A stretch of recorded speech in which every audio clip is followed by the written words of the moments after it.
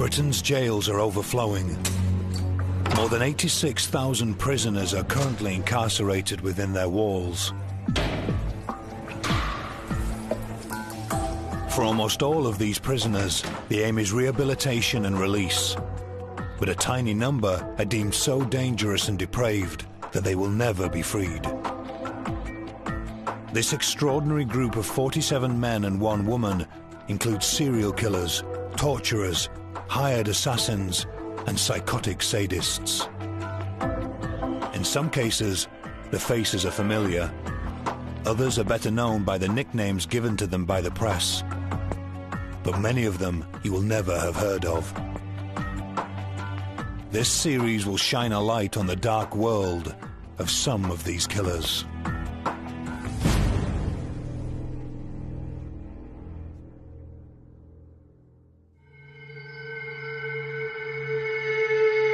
This is Glyn, a man for whom murder came easy. He's a natural-born killer, that's what he is. He's a threat to society. A man who would commit the most brutal and vicious crimes on vulnerable women. She come out of the house in 16 bags of body parts.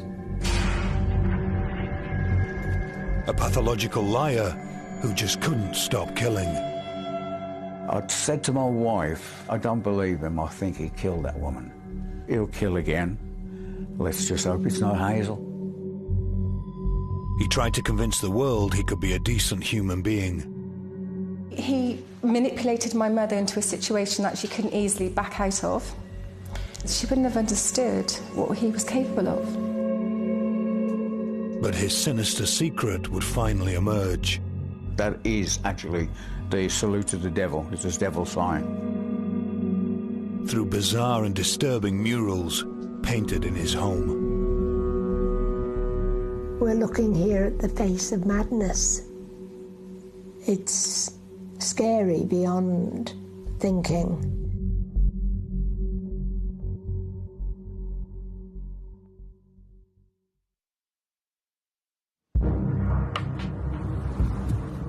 Gloucester, home to the UK's most notorious serial killers. Between 1967 and 1987, Fred and Rose West murdered at least 11 women in their home in Cromwell Street. But at the same time as they were committing their brutal crimes, another killer was beginning his deadly career, and he would live less than a mile away at the Gloucester docks. This whole area was once a thriving shipyard, but by the 1970s, all that was left of the docks was this row of cottages. And it was here that a small girl would make regular visits with her mother. This is the house that was rented by Dix. There was a doorway there. This is all blocked off now because they're no longer in use. And it's all redeveloped around here now, so it's all very different to when we used to come here when we were younger. Maxine's mum, Pia Overbury, had 2 children and was setting up a property business with her husband. They owned the end terrace and were renting it out. Their lodger was Glyn. He had recently moved to the area and no one knew much about him or the dark side he was hiding. I never used to like coming down here at all. Would have preferred not to, but we used to pretty much go everywhere with my mother. So, you know, I was meant to be here, I was meant to see this, meant to, you know, to know that this kind of evil existed, maybe. This is the last time I probably would have seen my mum, would have been in this house, which is really quite sad, really quite unfortunate that this here is where it all, you know, this is where it would have happened. Yeah. Dix was a bad payer, and it was Pia's job to try and collect his rent.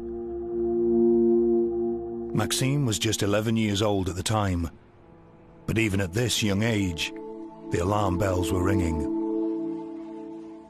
I knew something was not quite right about him. I didn't like him, and I kind of, you know, I kind of let him know that I didn't like him, and because I was at the age where I could understand and read people's body language or whatever, and there was something wrong there.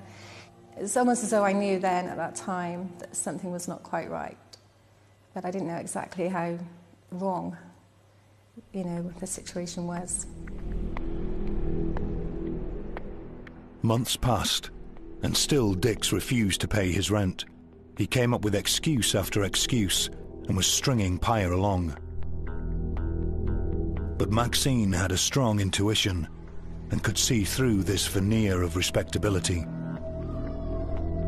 I have a memory, quite a clear memory, of being there on one occasion, and he had these binoculars and just said, oh, go and have a look how great these binoculars are, whatever. And so my mum went upstairs and I followed, because something didn't seem quite right, and as he was walking up these stairs, I followed behind and told him to leave my mum alone.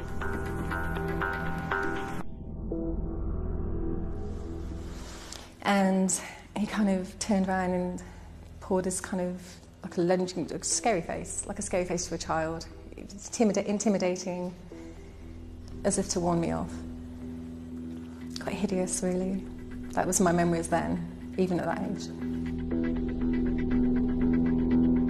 Dix was imposing his will on a trusting and naive victim, a trait common in ruthless killers. But how did such a young girl pick up on this? And why was Dix betraying a woman who was keen to help? Kerry Danes is a forensic psychologist. She studies criminals and investigates what makes them tick. Children are natural observers, and they're not clouded by preconceived ideas or entrenched ways of thinking about other people. And quite often, because it's such a pure form of assessment, they can spot things that adults don't. Dix was a manipulator, and Paya was showing just how easily she could be manipulated. She was pliable, she was vulnerable. Dix was lying to Paya, saying he just didn't have the money to pay his rent. The young mother was incredibly trusting. She felt sorry for him and believed every word he said. She was naive, she was incredibly naive. She wanted to help people, she wanted to be everyone's friend, you know. And she wouldn't have known what she was dealing with. She wouldn't have understood the capability, what he was capable of. Maxine continued to visit Dix with her mother in a constant battle to get the rent money he owed.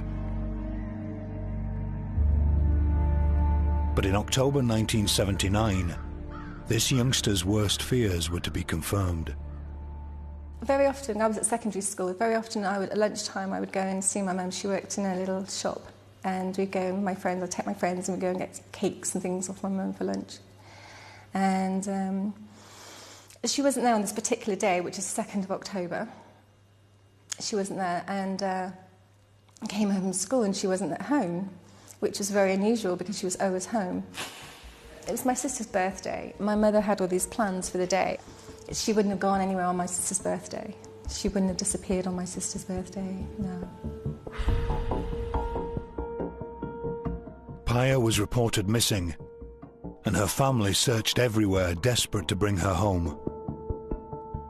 My dad would go to work, as usual, we'd go to school, we'd come home, and then we'd have our tea, then we'd get into the car, and we would drive around, we'd go to people's houses, all of various friends. And as the days went on, we realised something was not quite right. And then, on October the 20th, 2 weeks after Paya was reported missing, there was a truly tragic development. I saw on the ground this pile of sticks, and then I suddenly realised it must be a body.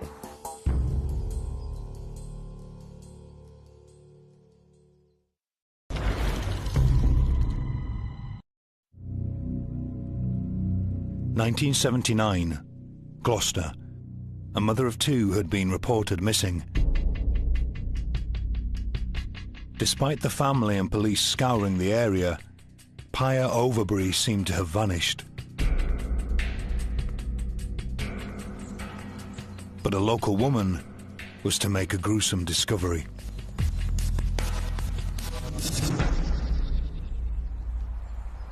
Mary Redver was walking in woods with her dog and 2 children. She veered off the path to make her way back home. Nothing could have prepared her for what she stumbled across. Yes, I took a shortcut hoping to get over the fence down there, and when I got to about here, I saw this pile of sticks and this flowered skirt and these legs.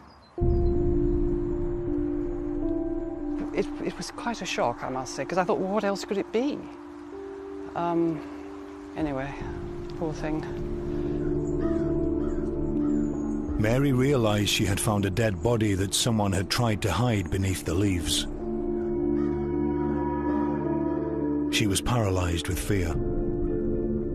It was a sudden sort of slight panic in case you suddenly think, oh, is there somebody behind a tree or something, and you just don't know.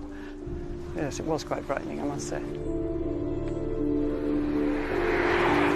Mary raced home and called the police. In minutes, the whole area was sealed off. And it wasn't long before journalists like Hugh Worsnip soon heard rumours that this missing person's story had developed into something much more sinister. It was on a weekend, on a Sunday, I believe, and dispatched a reporter. We had a tip-off that a body had been found, and dispatched a reporter to the scene, and what he found was quite astonishing. It was a badly decomposed body which was barely covered, just covered with twigs and branches, in a place called Carter's Grove at Hartpury. The post-mortem confirmed everyone's worst fears. It was the body of Maxine's mum, Pia Overbury. She'd been shot at point-blank range. I can remember my dad taking us upstairs. My sister and I, we just sat in this room, and he said, your mum's not coming back. She said she's in hospital and she's asleep. And my first reaction was, well, why don't we just go and wake her up? Why can't we just go and visit her and wake her up? He started crying and left the room, but my first response was, why can't we go and see her?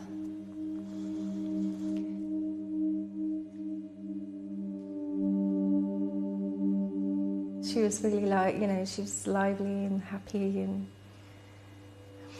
I was full of life. And afterwards, when we went back home eventually, after all the staying with family and stuff, I remember the house just being so empty. And there was always this kind of dark vacuum in our lives, and it was a very unfair situation.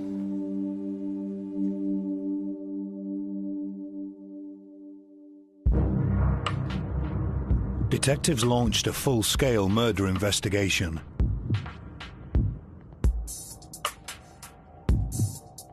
They scoured the wooded area and unearthed some vital clues. The police found her handbag, but they also found cartridge cases in the wood, and one of them was a .410 caliber.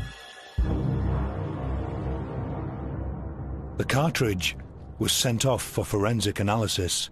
A firearms expert would be able to show exactly what gun was used to murder Pia, and this could lead detectives to the killer. A fired cartridge case contains a unique fingerprint or unique characteristics on the surface, basically the components of the firearm, which basically impact on the surface or engrave the surface of the ammunition when it's been fired, which can then be subsequently matched to a unique, specific firearm. Although police had a cartridge, they didn't have a suspect. They spoke to everyone who had come into contact with Pia in the hope of making a breakthrough. One of those questioned was the Overbury's lodger, Glyn Dix. Dix had been interviewed as a routine because the police were interviewing all friends and relatives of both parties. And after that interview, he became so concerned about it that he tried to take his own life. He took an overdose, was taken to the Gloucestershire Royal Hospital, where they brought him back. He recovered, but he was obviously troubled in his mind, and he was sent to the local psychiatric hospital at Coney Hill. This was a dramatic turn of events. At this stage, Dix was just a witness, but his extreme reaction propelled him to prime suspect. And in the psychiatric hospital, Dix became more and more disturbed. Certainly, I think this was what confirmed to the police that he then became the chief suspect.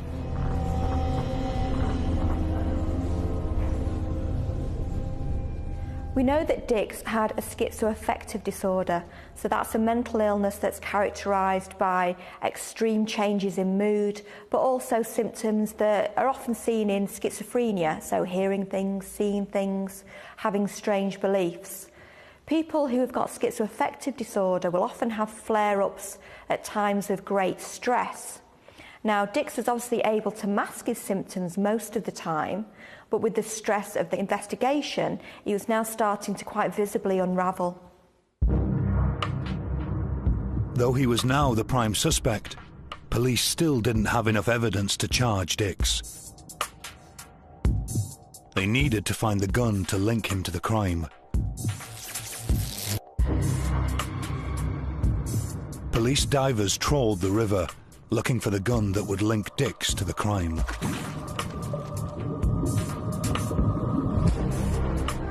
And several days after Pyre's body was discovered, the firearms investigation team made the crucial breakthrough.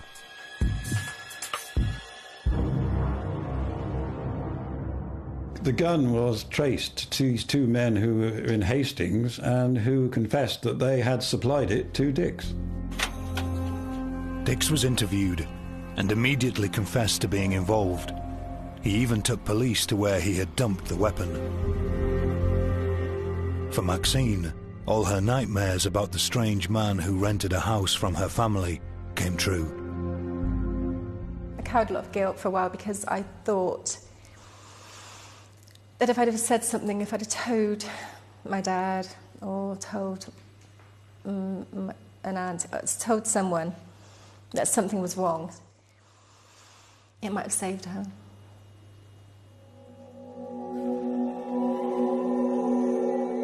Pyre was just 32 years old when she was murdered, and the man who had taken this young mother and wife away from a loving home seemed determined to cause even more heartache. During interviews, Dix told a series of bizarre and conflicting stories which prolonged everyone's agony.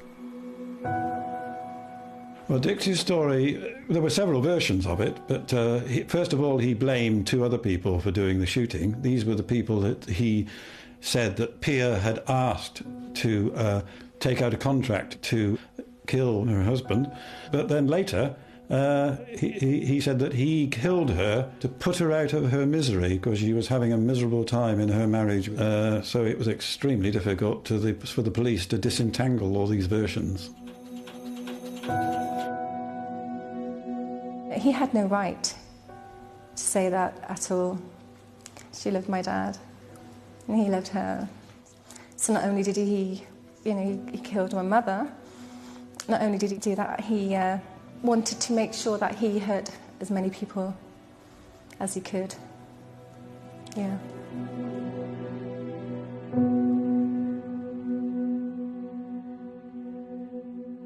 Glyn Dix had manipulated a young, naive woman into believing he was trustworthy, when all the time he was planning murder.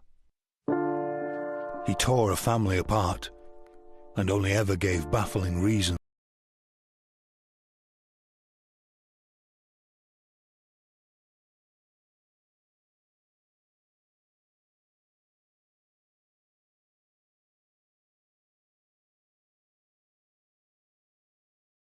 One, he would be released. and an even more sinister side to Glyn Dix would be revealed. He killed Mum for sacrifice.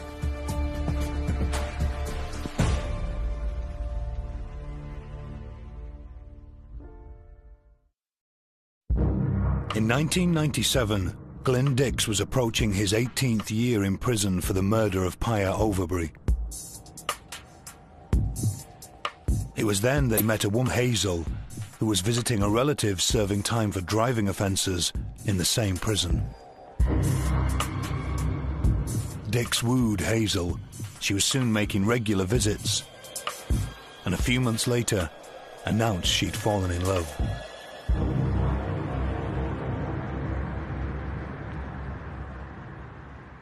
She phoned us up, and she said, "Well, I've met this guy, and he's doing time." I said, "Yeah, it's for killing supposed to have killed a lady by the name of Pia Overbury." Hazel's brother, Wayne Denver, immediately had concerns about his sister's new flame. I said, "Look, there's loads of guys out there." I said, "Plenty more pebbles on the beach. You don't have to pick one like, you know, a murderer." So she said, "Well, what do you feel about it?" I said, "Look, it's your life. All I can do is just advise you, you know, say, well, it's not a good idea," which I don't think it is. But Hazel was adamant that this was the man for her, and told her daughter Tracy that she was getting married. I've got some private letters where she said that she's never been so happy. She wished she'd met him God knows how many years ago.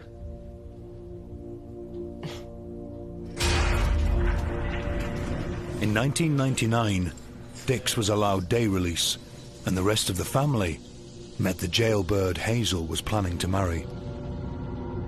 Straight away, I thought to myself, well, I'm not sure about him. I'm not sure about this guy. And I told Hazel, I said, "Look, if ever you have a problem with him," I said, "just phone me. Just get on the phone." I said, "And I'll be there in 5 minutes." Concerned for her mother, Tracy asked Dix about his spell in prison, and he told her an elaborate story about what had happened to Pia Overbury in the 1970s. The one day, I asked him outright what he was in prison for, and then he turned round and said he was in an elite army. He got knocked unconscious, and when he came round, there was a body by the side of him and a shotgun in his hand. That's what he told me. Dix's story had changed dramatically from what he had told police in 1979. Back then, he admitted he had killed Pia. He was spinning a web of lies and trying to control another vulnerable woman into believing his twisted version of events. She was totally convinced that he was innocent and he never did it. But Hazel's brother Wayne wasn't sure. I said, I said to my wife, I don't believe him. I think he killed that woman. Okay, I said, she's going to marry him. I said, he'll kill again. Let's just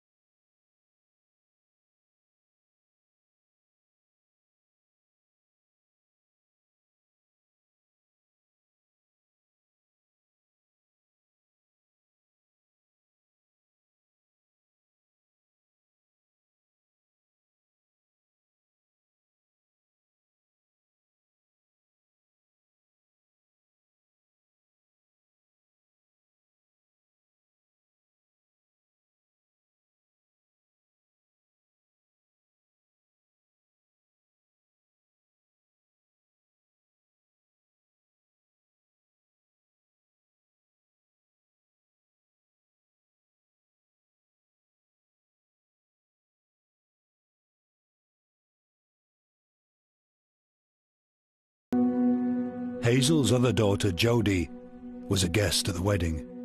He came across as a nice man. We all got on with him.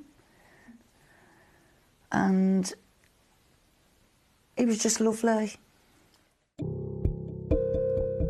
In 2001, Dix was released from jail on a life licence and settled into married life with his devoted wife. For 3 years, they seemed like the perfect couple. It appeared this convicted murderer had turned his life around. Dix was able to convince the family that he was trustworthy, even though they were fully aware that he had a conviction for murder. Now, I don't know whether he'd identified a particular gullibility to them. In any case, he was able to mask not only his psychiatric difficulties, but also the more unpleasant side of his character, and they obviously felt safe around him. But 4.5 years after he was released, that was all to change. On June the 19th, Hazel's son called in to see her and immediately realised something wasn't right. When my brother come back, the back gate was locked. And like my mum never had the back gate locked because of all the grandkids and that. So he phoned up the house number and basically said, "Oh, you are in then?" And he was like, yeah. He said, "Oh, don't worry about it." He said, "I'll just jump over the gate." And when he walked through, there was my mum's bits all on the floor. Dix had forced his way into another family's life, only to murder the wife, who he claimed to love. In a brutal and vicious killing, he'd hacked his wife's body into 16 pieces on the kitchen floor. Obviously, in the kitchen, it was just, obviously just blood and everything. He'd stood there, naked, with a knife, dripping of blood.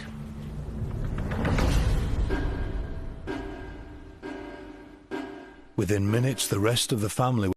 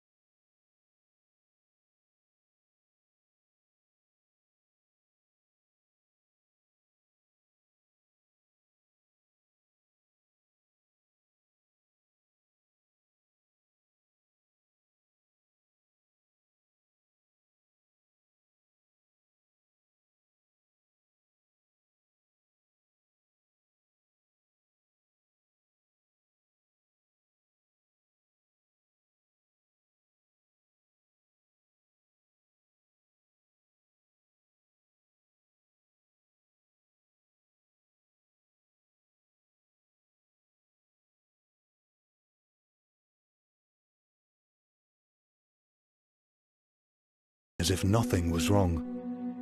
He turned round and said, "We've had a slight argument.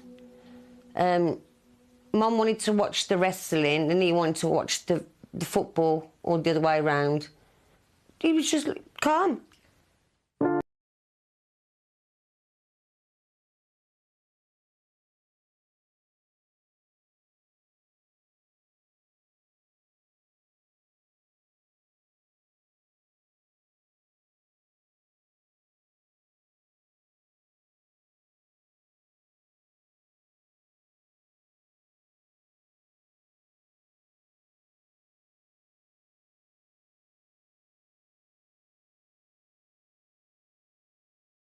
Exactly what had happened to Hazel.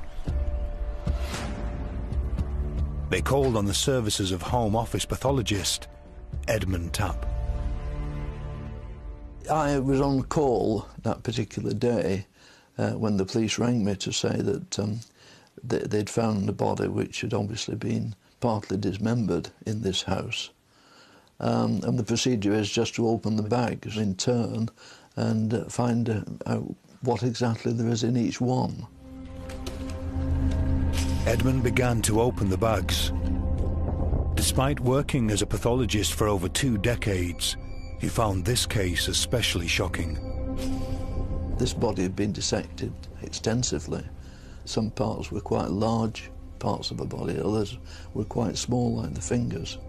The arms and legs were sawn into 3 pieces, and this, in my experience, is very unusual. And further examination showed that before Dix dismembered his wife with a hacksaw, he'd subjected her to a vicious attack.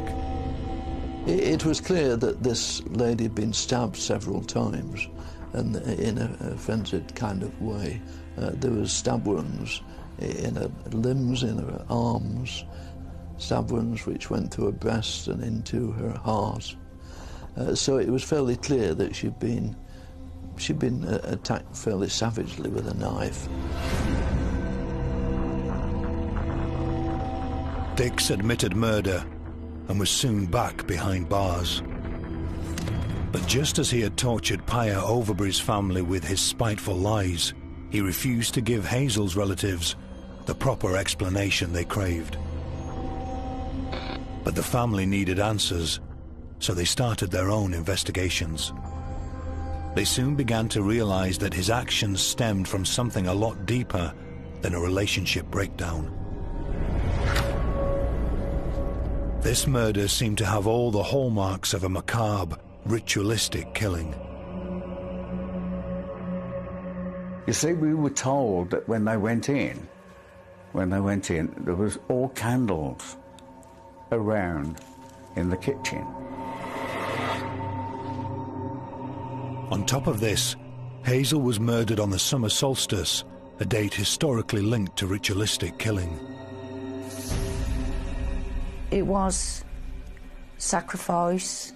Satanic? Yeah, satanic, because it was done on summer solstice, and I think he killed Mum for sacrifice.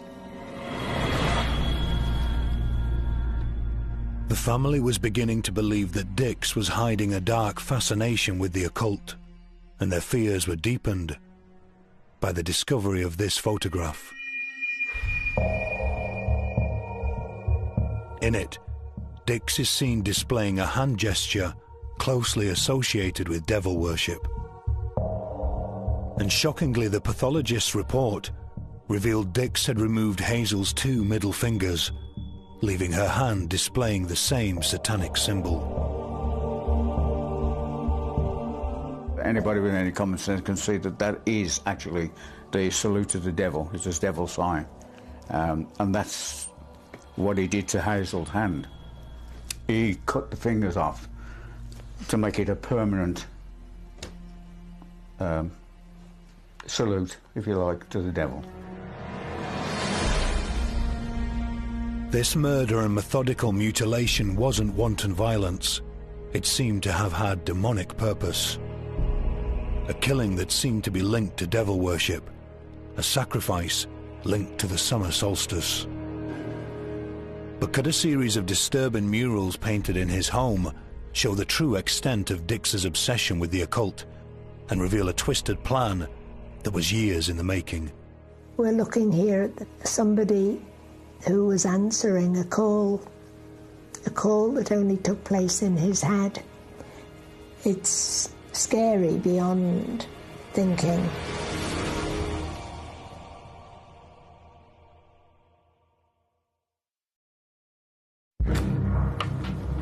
In 2004, Glyn Dix was in jail after killing his wife and mutilating her body. A vicious and hateful crime committed on the summer solstice. A murder that appeared to have all the traits of a ritualistic sacrifice. Photos seem to show Dix saluting the devil, but even more bizarre was a series of murals painted on the walls of his home. In the bedroom, directly above the murder scene, Dix had painted a huge image of Stonehenge, a place he'd visited on a number of occasions, and a site linked to both the summer solstice and ritualistic slaughter. This is the start of the Stonehenge, okay, and there you go. That's him, and I believe Hazel took this, and that's the whole of the wall. That's the door there, and that's the other wall there. That's Dix himself. He would paint, and then he would take a photograph, and he would do that, and do that over and over again. But what meaning can be gleaned from analysing these images?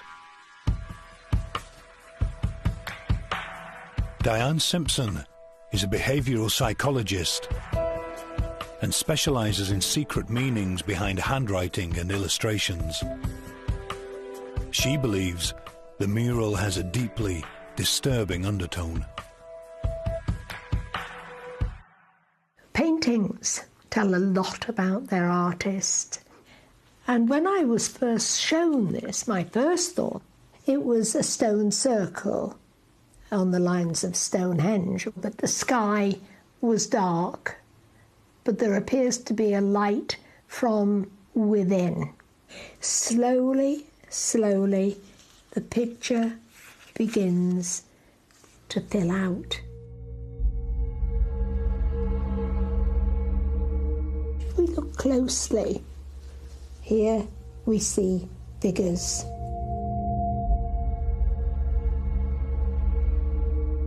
Close examination of the figures reveals these are people in robes, white robes, on the lines that indeed the Druids would have worn.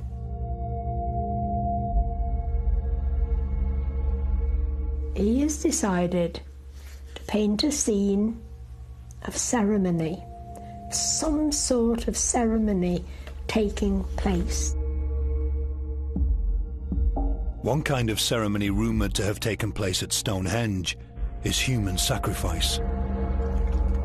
Could Hazel's murder be depicted in these paintings?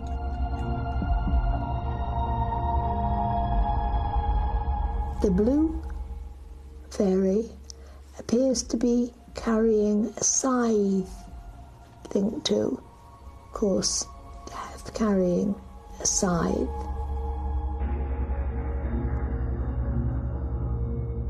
Even more disturbing was the length of time Dix spent painting this mural. He began when he was released from jail and finished days before he murdered his wife.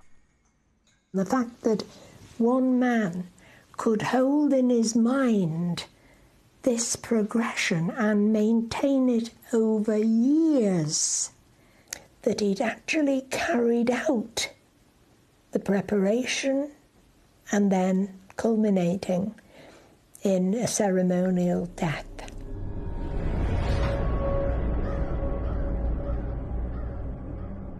It's scary beyond thinking.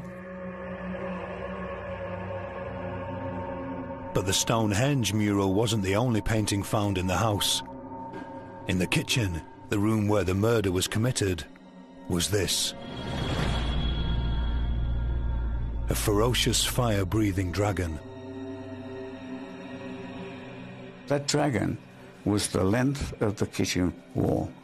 I mean, come on, who would have that on the kitchen wall? It's evil. He must have brainwashed her to an extent that she didn't know what was happening to her.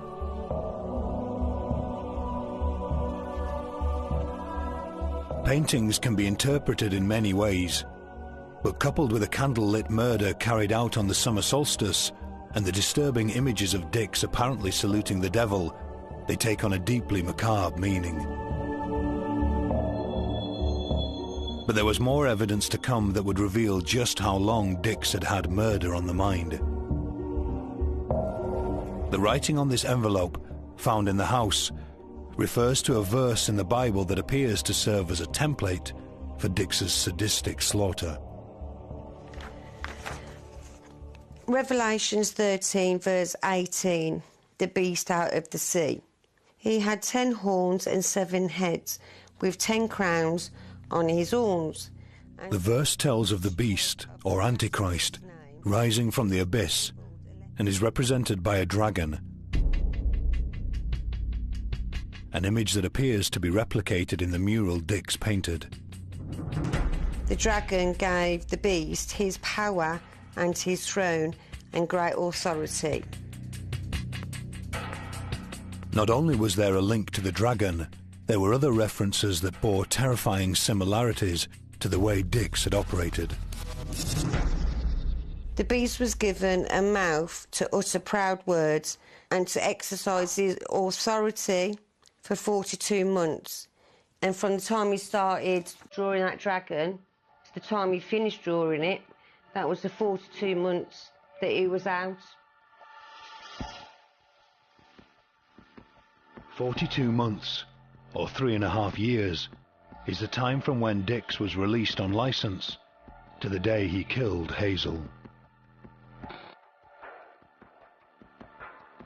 The family believe Dix planned everything and modelled this sick murder on a religious passage related to the devil.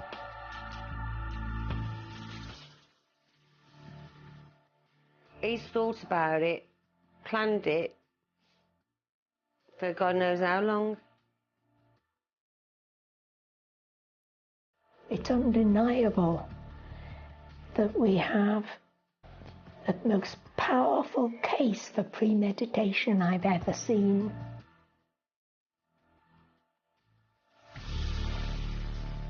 It seems to me that we're looking here at the face of madness.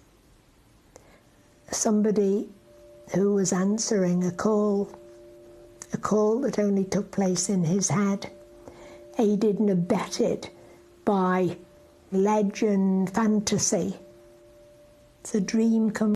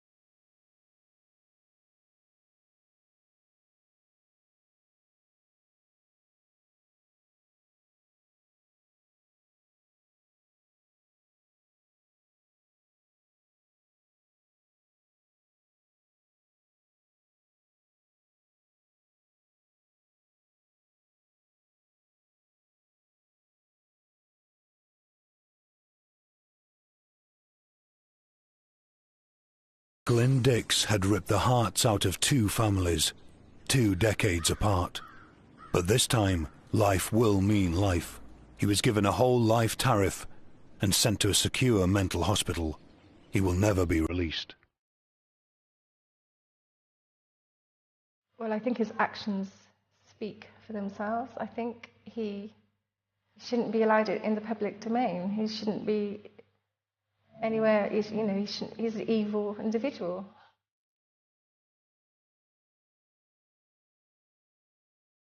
To say dangerous has to be one of the greatest understatements that I can imagine. It's a man out of control and yet in control. A mind so deranged, a very sick mind indeed. He's got ice in his veins. He was just cold-blooded. He enjoyed every minute of what he was doing. He's a natural-born killer. That's what he is. It's a threat to society. I get very angry sometimes about it, but, sometimes you have to let some things go. Otherwise it can just, take over your life.